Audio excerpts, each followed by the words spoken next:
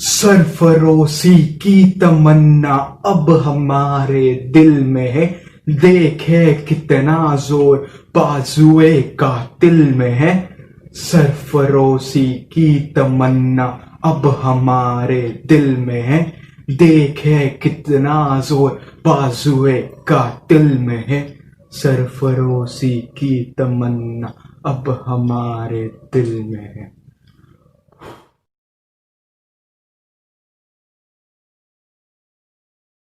1960 के अंदर लालपुर नाम के जिले के अंदर जन्म हुआ अमर शहीद आलम भगत सिंह का। लालपुर जो कि लाहौर के अंदर पड़ता है और करंटली लाहौर पाकिस्तान के अंदर है। तो उनकी माता का नाम था विद्यावती कौर और उनके पिता का नाम था सरदार किशन सिंह। बचपन से ही क्रांतिकारी थे शहीद आलम भगत सिंह। बचपन में ब्रिटिश सरकार का जो स्कूल था वहाँ पर जाने के लिए उन्होंने मना कर दिया। उसके बजाय लाहौर के अंदर डीएवी नाम का स्कूल था, दयानंद एंग्लो वैदिक विद्यालय, उसके अंदर उन्होंने दाखिला भरा और वैसे बचपन से ही जो ब्रिटिश सरकार थे उनके खिलाफ खड़े हो गए। 13 अप्रैल 1919 के अंदर जलियांवाला बाग कांड हुआ। जलियांवाला बाग लाहौर से 40 किलोमीटर दूर था। भगत सिंह ने यह सफर पैदल गुजार कर पूरा किया। जलियांवाला बाग पहुंच के उनको वो चीखें सुनाई दे रही थी, वो चीखें जो दीवार चीख चीख के कह रही थी। वहां पर बहुत लोगों ने जो पास में एक हुआ था उसके अंदर ही छलांग लगा दी, क्योंकि जनरल डायर ने ओपन फायर का ऐलान दिया था। जनरल डायर ने कम से कम वहां पर 1500 से ज्यादा लोगों को घायल किया था और तकरीबन हजारों की गिनती के अंदर लोग वहां पर शहीद करते। आज भी कहते 100 साल से भी ज्यादा हो चुका है। आज भी जब उस कुएं के अंदर पानी निकालने के लिए बाल्टी डालते तो पानी नहीं, रक्त की बूंदें बाहर आती है। वहां पर अमर शहीद आलम भगत सिंह ने उस रथ से बड़ी हुई मिट्टी को एक बोतल के अंदर भरा, फिर उस बोतल को देख के कहते थे कि मैं इस मिट्टी का जरूर बदला लूंगा, मैं अंग्रेजों को मार भगाऊंगा। उसके बाद उनके पिता के साथ वो खेतों के अंदर जाते थे। फिर उन्होंने अपने पिता को पूछा कि हम आम की गुठलियां क्यों बो रहे हैं, तो उनके पिता ने जवाब दिया कि हम आम की गुठलियां इसलिए बो रहे हैं ताकि हमें और ज्यादा आम मिलता है। उसके बाद छोटे से थे, ये बात हमको शहीद आलम भगत सिंह से सीखनी चाहिए। कितने छोटे थे और बचपन से ही एकांकी की भावना थी। फिर उसके बाद चोरी छुपे अपने जो पिता थे और अपने जो चाचा थे उनकी जो बंदूकें थी वो जाके खेत के अंदर दबा देते थे।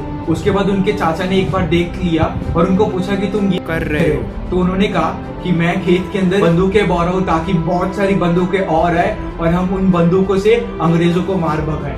तो देखिए बचपन से ही वो कितने क्रांतिकारी थे।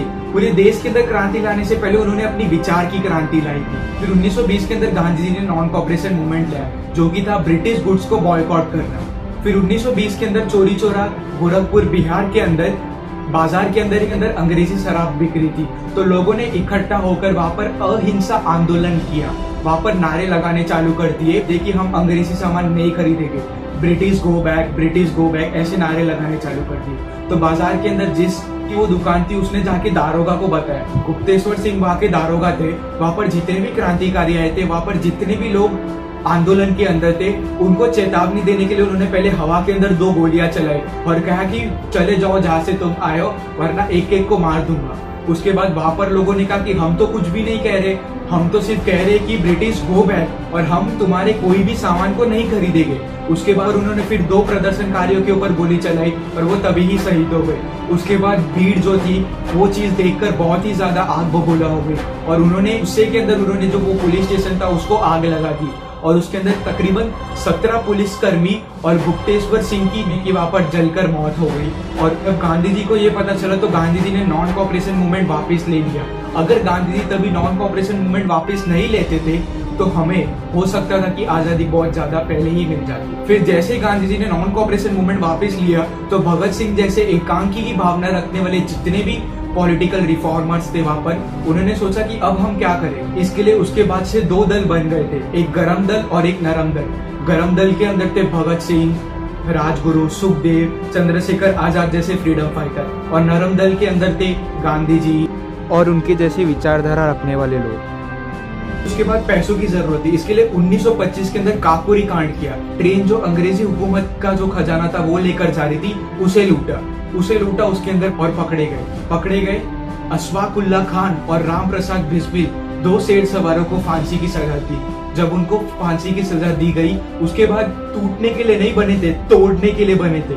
उस जब वो 18 साल के थे तो तब वो इतने स्मार्ट थे कि दशहरा ग्राउंड के अंदर लाखों के हिसाब से लोग आते थे, तो तभी खुद ही अपने हाथ से लिखे हुए पर्चे बांट देते थे, या कभी कभी अपने नाम से लिख के थे, कभी कभी गुमनाम ऐसे पर्चे लिख देते थे और अंग्रेजी हुकूमत के खिलाफ लोगों को बताते थे, क्योंकि उनको एक अपनी टीम बिल्ड करनी थी। उसके बाद पर्चे बांट रहे थे, उसके अंदर उनको पकड़ लिया।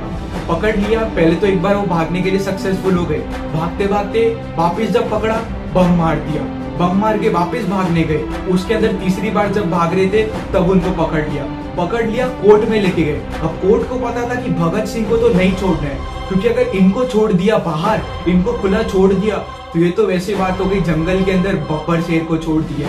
इसके लिए उनको पकड़ लिया। उसके बाद जो बोला बेल चाहिए तो बेल के लिए 60,000 रुपए लेके आओ। 1 मिनट, 60,000 रुपए 1925 के 60,000 रुपए, आज के 60,000 रुपए नहीं। आज भी अगर नॉर्मल किसान को कहे कि 60,000 रुपए किधर जमा करने, तो वो बहुत बड़ी रकम होती है उसके। और उनके पिता सरदार किशन सिंह ने 60,000 रुपए जमा कर उनको बेल दिलाई। बेल मिलने के बाद रुके नहीं, उसके बाद लाला लाजपत राय के साथ मिले और लाला लाजपत राय के साथ उन्होंने समझौता किया कि हम लाहौर के अंदर साइमन के खिलाफ नारे लगाएंगे, साइमन कमीशन गो बैक, ऐसे नारे लगाए। लाला लाजपत राय धर्म दल से थे और भगत सिंह गरम दल से थे, फिर भी भगत सिंह जैसे जितने भी क्रांतिकारी थे लाला लाजपत राय को अपने गुरु मानते थे। उसके बाद लाला लाजपत राय और भगत सिंह वहां से साइमन कमीशन के खिलाफ नारे लगाने के लिए चले गए। उसके बाद वहां पर पुलिस कर्मियों ने लाठीचार्ज की। उसके बाद लाला लाजपत राय इतने जख्मी हो गए थे, जो हॉस्पिटल था हॉस्पिटल के अंदर ही उन्होंने अपना दम तोड़ दिया। उसके बाद जितने भी शेर सवार उधर थे, लाइक चंद्रशेखर आजाद, राजगुरु, सुखदेव, उन्होंने सोचा कि यार लाला लाजपत राय तो हमारे गुरु जैसे थे, हमारे पिता जैसे थे, इनकी मौत का बदला तो हमें लेना ही पड़ेगा। उसके बाद उनको विचार आया कि सरफरोशी की तमन्ना अब हमारे दिल में है, देखे कितना जोर बाजुए कातिल में है। अब ये लाइन का मतलब क्या होता है? सरफरोशी की तमन्ना अब हमारे दिल में, मेरी गला कटाने की चाहत वो ज्यादा बड़ी है कि तेरे बाजुए में ज्यादा जोर है मुझे मारने के लिए। उसके बाद उन्होंने बोला जो स्क्वाड था, जिस पुलिसकर्मी ने वहां पर लाठीचार्ज का ऑर्डर दिया था, उसे मारकर हम लाला लाजपत राय की मौत का बदला ले। उसके बाद लाहौर के अंदर कोतवाली के अंदर पुलिस स्टेशन के बाद चारों ने एक अपनी जगह पकड़ ली। उसके बाद सोचा तो ये था कि स्कॉट बाहर आएगा, पर स्कॉट के बजाय वहां पर जो ऑफिसर थे सॉन्डर्स, वो बाहर आए। सॉन्डर्स जैसे बाहर आए तो भगत सिंह उनके सामने आकर उनको पहले गोली मारी। उसके बाद राजगुरु, सुखदेव और चंद्रशेखर आजाद है और उन्होंने उनको गोली मारी और वहां से बाहर निकल गए। वहां पर भागते भागते उन्होंने एक पुलिसकर्मी वहां पर आया जो ब्रिटिश नहीं था। चंद्रशेखर आजाद ने कहा हमारी लड़ाई तुझसे नहीं है, चले जा। पर फिर उसके बाद उसको गोली मारकर वहां से आगे बढ़े। उसके बाद वहां पर लाहौर के अंदर जो डीएवी कॉलेज था उनके अंदर उनकी अच्छी पहचान भी थी, क्योंकि स्टार्टिंग से ही वहां पर थे, तो वहां पर बचते बचाते वहां से अंदर से निकल गए। फिर अगले दिन लाल पर्चों पे ये लिख दिया कि हमने सॉन्डर्स को मारकर लाला लाजपत राय का बदला ले लिया और लाल स्याही से लिखकर वो पूरे लाहौर के अंदर लगा दिया। उसके बाद अंग्रेजी हुकूमत तो जैसे पागल ही हो गई कि ये क्या हो गया, क्योंकि उनके लिए बहुत बड़ी नाकामी थी। तो जैसे कि वो बहुत सारी बुक्स रीड करते थे, लेनिन की biography, French revolution, Russian revolution, तो जैसे वहां पर असेंबली के अंदर लो डेंसिटी का बॉम्ब फेंका था, वैसे उन्होंने यहाँ पर असेंबली के अंदर लो डेंसिटी का बॉम्ब फेंका। एक खाली जगह देखी और वहां पर बॉम्ब फेंक दिया। लो डेंसिटी का बॉम्ब था तो उससे किसी को कोई हानि तो महसूस नहीं होगी। लो डेंसिटी का बॉम्ब मतलब स्मोक ग्रेनेड भी कह सकते हैं, तो वो वहां पर फेंका। उसके बाद जैसे ही धुआं हो गया तो वहां पर पर्चे फेंके और कहा कि भैरों को सुनाने के लिए धमाका जरूरी है। चाहते तो वहां से भाग भी सकते थे क्योंकि चारों तरफ धुआं हो गया था, पर नहीं, वहां पर ही खड़े रहे। जैसे धुआं हटा उसके बाद इनकलाब जिंदाबाद, इनकलाब जिंदाबाद, ऐसे नारे लगाने चालू हो गए। उसके बाद नारे लगाने के बाद जैसे ही वहां पर उनको पकड़ने के लिए आए तो उन्होंने कहा कि मार दो, मुझे अभी ही मार दो, क्योंकि माहौल ठंडा हो रहा है, माहौल में कुछ गर्म रहना चाहिए, मुझे अभी ही मार दो। सिर्फ 21 साल के थे, तो 21 साल की उम्र में ही उन्होंने ये भावना थी उनकी। 21 साल की उम्र में ही वो अपने डेथ को खुद डिसाइन कर रहे थे। मौत तो सबकी आनी है, बट इतनी छोटी उम्र के अंदर भी खुद की मौत को ऐसे डिजाइन कर रहे थे। इसके लिए इतनी छोटी उम्र में भी उन्होंने वो कर दिया कि आज तकरीबन 100 साल से भी ज्यादा हो चुके, आगे भी हम उनको याद करते रहेंगे इस कारण की वजह से। और जब जब याद करेंगे सीना गर्व से उठ जाएगा हमारा। फिर उनको पकड़कर जेल के अंदर डाल दिया। अंग्रेजी हुकूमत को पता था कि अगर इस बार हमने उनको छोड़ दिया तो बहुत बड़ी क्रांति हो जाएगी। भगत सिंह ने कहा, मैं एक ऐसा क्रांतिकारी हूँ जो मैं जेल के अंदर भी आजाद हूँ। उसके बाद 10 बाय 10 के कमरे के अंदर 10-10 जन को रखते थे। खाने की फैसिलिटी नहीं थी, लाइट की कोई सुविधा नहीं थी, कोई खिड़की नहीं थी, पढ़ने के लिए बुक्स नहीं देते थे, कुछ भी सुविधा नहीं थी। तो उसके लिए अंदर एक और नया आंदोलन चालू कर दिया।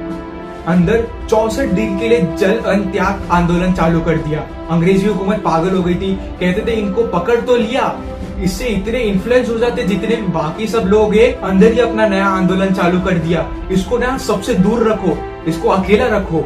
उसके बाद अंग्रेजी हुकूमत स्टार्टिंग में तो इनके जो विचारधारा थी और इन्होंने जो जल अन्न त्याग का आंदोलन चालू किया था उसके ऊपर इतना फोकस नहीं करती थी, उसको नजरअंदाज कर देती थी। पर फिर जैसे जैसे दिन बढ़ते गए और उनके बाद देखा कि भगत सिंह वो तो टस से मस होने नहीं वाले, और फिर जैसे जल अन्न त्याग का आंदोलन उन्होंने कर दिया था, बॉडी का जो वेट था वो धीरे धीरे कम होता गया। वहां पर एक क्रांतिकारी जो थे वहां पर ही शहीद हो गए थे, वहां पर ही उन्होंने अपना दम तोड़ दिया।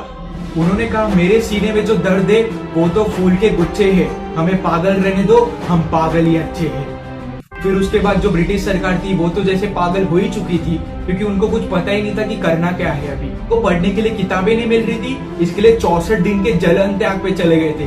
कितने ज्यादा भूखे थे वो नॉलेज के। और आज हम कहते हैं कि लॉकडाउन में यार क्या करे, लॉकडाउन में यार क्या करे, क्या करे, आपको नहीं समझ आ रहा है तो आपको इतना तो जरूर बोल सकता हूँ कि लॉकडाउन के अंदर किताबें पढ़ने के लिए 64 दिन का जल अन्न त्याग तो नहीं करना पड़ेगा।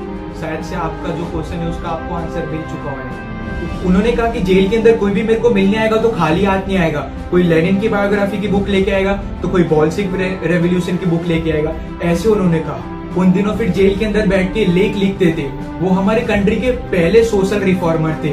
उन्होंने HRA को बदल के HSRA कर दिया, हिंदुस्तान सोशलिस्ट रिपब्लिक एसोसिएशन।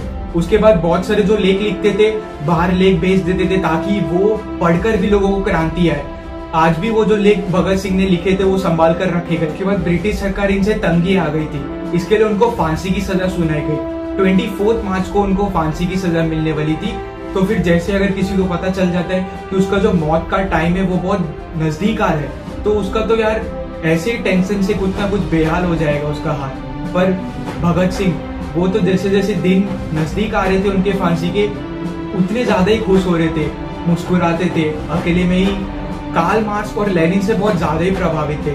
इसके लिए उनकी जो बायोग्राफी थी वो पूरा पढ़ना चाहते थे। इसके लिए जब भी उनको फांसी के लिए बुलाया गया तभी वो लेनिन की बायोग्राफी पढ़ रहे थे। तभी उन्होंने कहा, रुको, देखते नहीं एक क्रांतिकारी दूसरे क्रांतिकारी से मिल रहे हैं। उसके बाद लेनिन की बायोग्राफी पूरी पढ़ी उन्होंने और फिर ही बात से 20 मार्च 1930 को उनको फांसी देने वाले थे।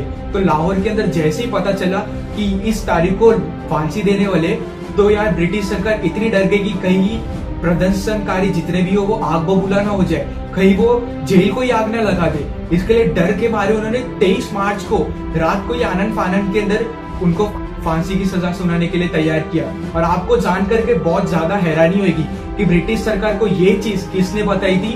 वो बताई थी हमारे राष्ट्रपिता गांधी जी ने। जब जेल के अंदर थे भगत सिंह, एक बार भी गांधी जी नहीं आए थे उनको मिलने के लिए। गांधी जी चाहते तो भगत सिंह को जेल से बाहर निकाल सकते थे, पर उन्होंने ऐसा नहीं किया। उन्होंने तो ब्रिटिश सरकार को ये कहा कि 24 मार्च के बजाय 23 मार्च को फांसी दी। उसके बाद जब रात को 23 मार्च को उनको आनंद फानंद के अंदर फांसी के लिए लेके गए, लेके जाते वक्त उन्होंने ये कहा कि पहले तो मेरे मुंह के ऊपर पट्टी मत बांधना, उसके बाद मेरे हाथ मत बांधना।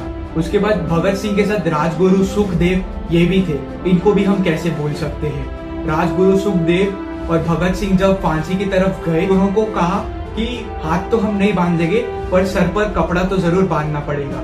उसके बाद फांसी के फंदे को चूमते हुए कहा, इनकलाब जिंदाबाद, इनकलाब जिंदाबाद, इनकलाब जिंदाबाद। ऐसे तीनों शहीदों ने इनकलाब जिंदाबाद के नारे लगाकर भगत सिंह ने फांसी के फंदे को चूमते हुए वो फांसी का फंदा अपने गले में डाला और फिर शहीदी की तरफ चल पड़े। गर्व है मुझे कि मैं उस देश की मिट्टी में पैदा हुआ जहां भगत सिंह जैसे सूरवीर पैदा हुए, पर शर्म आती है मुझे जब उसी देश की मिट्टी में जहां भगत सिंह जैसे सूरवीर पैदा हुए उन्हें शहीद का दर्जा नहीं दिया गया, उन्हें टेररिस्ट का दर्जा दिया गया।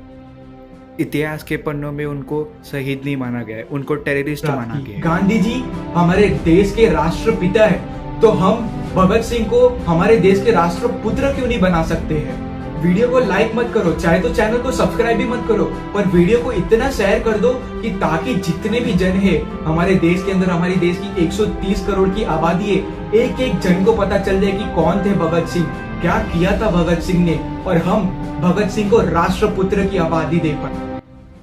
आपने ये जो पूरी केस स्टडी देखी शहीद आलम भगत सिंह की, उसके अंदर पूरी वीडियो के अंदर बीच में या स्टार्टिंग के अंदर किधर भी हमने हमारे चैनल का प्रमोशन नहीं किया, क्योंकि हम नहीं चाहते थे कि ये वीडियो के अंदर स्टार्टिंग या बीच में किधर भी आपका कुछ माइंड डाइवर्ट होए या आप किधर डिस्ट्रैक्ट होए। इसके लिए हम आपको अभी बताते कि हमारा जो चैनल है सब तेरा नॉलेज, उसका मेन मोटिव है लर्न, इम्प्लीमेंट, इम्प्रूव, अचीव। पहले चीज़ को लर्न करो, फिर उसके बाद उसको इम्प्लीमेंट करो, फिर उसके अंदर कुछ मिस्टेक्स रहेगी तो उसको इम्प्रूव करो, और फिर वो चीज़ को अचीव करो। इससे ही सिमिलर हम इंस्टाग्राम पे जो है उसके ऊपर रोज़ डेली मोटिवेशनल वीडियोस और शॉर्ट वीडियोस और फोटोज़ डालते रहते हैं और यूथ के साथ कनेक्टेड रहते हैं। वहाँ पर भी आप हमको फॉलो कर सकते हो। और एक बात याद रखना, चाहे तो सब्सक्राइब मत करो, लाइक मत करो, स्टार्टिंग में भी बीच में बोला था, पर वीडियो को शेयर ज़रूर कर देना, सबको बताना चाहिए इसके बारे। और नेक्स्ट वीडियो जो रहेगी उसके अंदर ये वीडियो के अंदर हमने बात की थी इंडिया के एक बहुत बड़े फ्रीडम फाइटर के बारे में। नेक्स्ट वीडियो के अंदर हम बात करने वाले कौन है जो पूरे वर्ल्ड को रूल कर रहे हैं, तो मेक श्योर आप वो भी देखें।